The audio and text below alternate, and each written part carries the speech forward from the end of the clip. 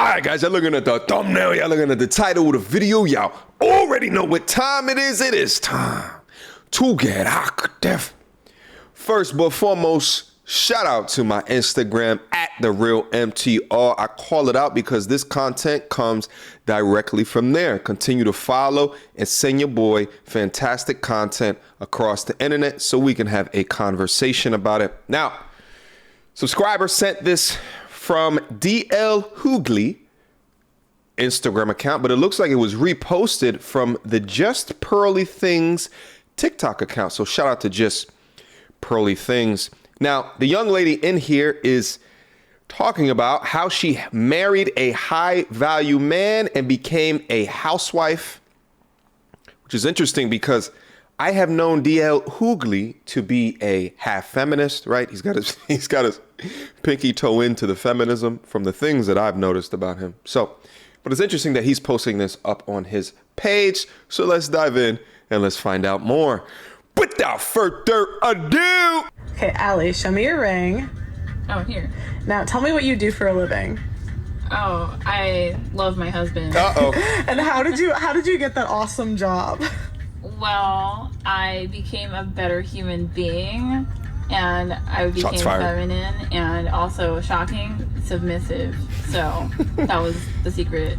So what are your tips to women that want to be a housewife? To embrace it. It's an actual job. You just can't get it in the public or private sector. Like you need a man to hire you for it, but that's okay. Because if you think about it, you submit to your boss who makes you clean stupid shelves at your retail job, right? Like, wouldn't it be better if you were cleaning your own shelves at home? You know what I mean? And your boss wants to sleep with you in a good way. In a good way.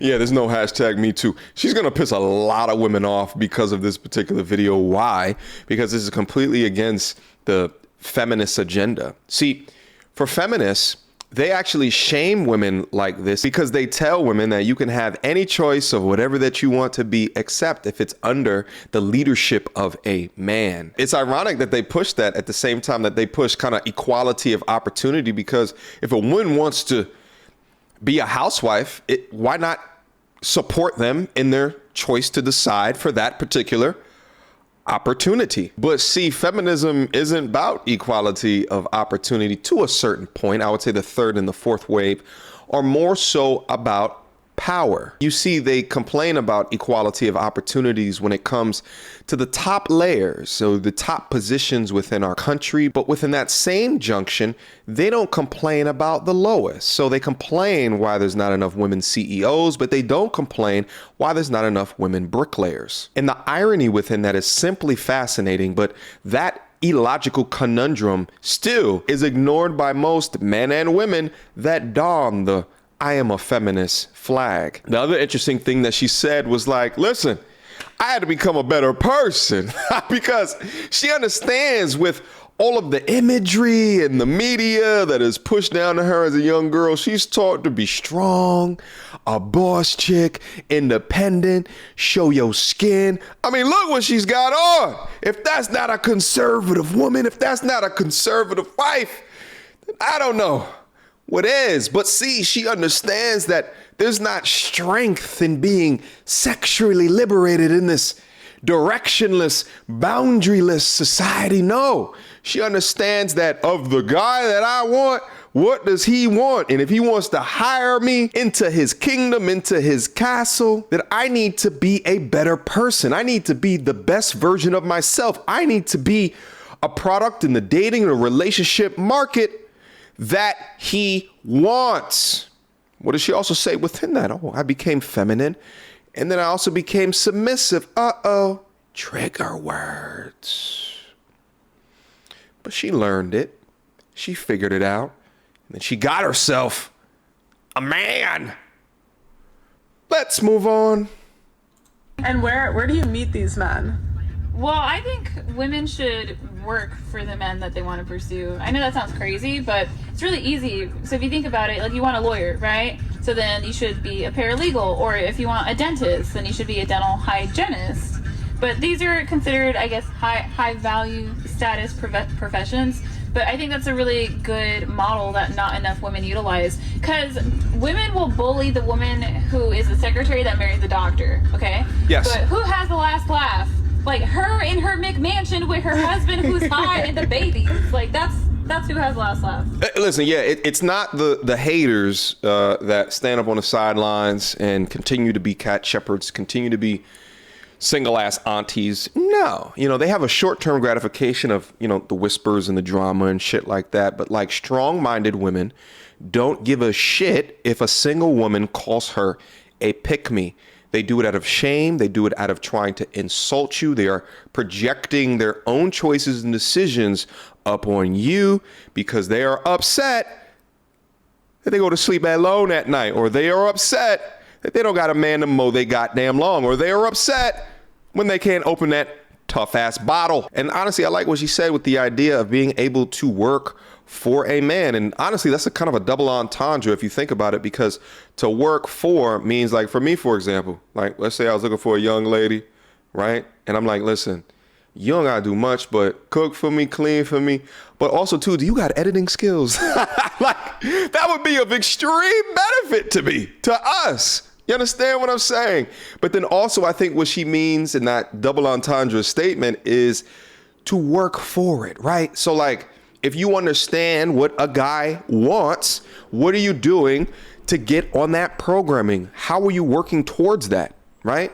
If I'm going to apply for a job, as hard as I have worked to be within corporate America, as hard as I have worked to be a YouTuber, as hard as I have worked in order to do that, the countless hours that I put in the gym in order to be successful, can modern women today say on average that they put as much work and as much time in ascertaining the ring on their left finger? 99.9% of modern women cannot say that. And I wonder why. Most likely because there's a culture that tells them, irrespective of how much they work on shit, they are the prize. They are queen, sister, mother, cocoa butter goddess, and all that other bullshit. Let's see what else she's got to say. Okay, nothing else.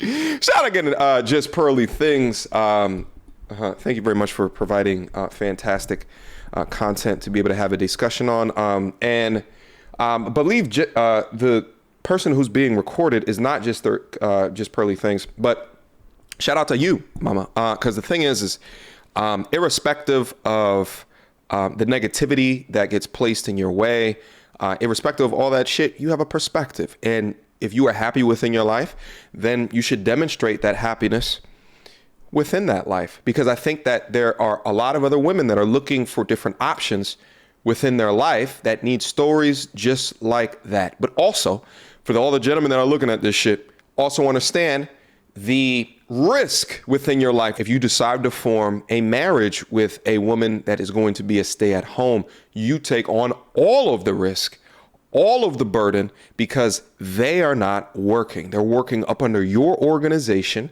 And even with a prenup, it could be difficult for clean splits just in case something happens, because she then goes out to that workplace with no skill. She's been working up under you, and it's not really transferable to anything that makes money within our capitalistic society, right? So they are uniquely intimidated and or scared and will drag off that divorce process. Within marriage, it's not a commonplace to talk about divorce, but I think that it's necessary because you have to think about, you don't sign your name on any type of contract without understanding the exit strategy, especially nowadays. Guys, matter of fact, I just took a look and I just saw that there's a whole bunch of comments associated with this post. Let's just quickly go through a couple of these. These are absolutely hilarious and interesting at the same damn time. So let's see. So up here, does she have a like-minded sister? Facts, I understand you, my G. Selena Johnson says, this explanation is dumb and misleading. A housewife is certainly a heavy task, but a maid is a job, sis. A housewife is a choice, but a maid is a job. Okay, you're not really saying anything that's contradicting anything that she said within that particular post. So why is it, again, dumb and misleading? A husband can hire a maid. Yeah, a guy can hire a maid, a woman can hire a maid, anybody can hire a maid. but he must findeth a wife. What are the... Yo, I swear the internet, yo. Yo, I hate when like someone says, this is stupid. It'd be in my comment section as well. And you're like, okay, well, what's the explanation for it's stupid? And you look at the rest of their explanation and you're just like, that had nothing to do with anything that I said or anything that I purported to you within the video. But this is what happens when you're just a feelings-oriented person. When you're a feelings-oriented person, you feel your way through the way that people say shit. Did she say anything that was dumb or misleading that deserves a response like this? It really has nothing to do with what she was saying. This is what she wants. Her choice is her choice. If that's what she wants, you should be happy. She is living her dream. If it doesn't work, hopefully she will find happiness. People really need to stop protecting their own insecurities and wants on the other people. Shout out my G. That's a scholar right there. Just here for the KS comments. So, she's at the beginning of her journey. Just wait. What a hater. What a hater. What? Look at her. Look at her. Look at her. Target. You're on point, sis, is what I think that she would actually be saying. Let's take a look. All right. Let's take a look. Let's see what's happening. Okay. Oh God. Oh God. It's time to risk it all for a life you truly love. Listen, ladies, I'm telling y'all right now, ladies, okay? When I ask, or when any guy asks for your social media, right, before or after they ask for your number, it's so they can see what's going on in your mind.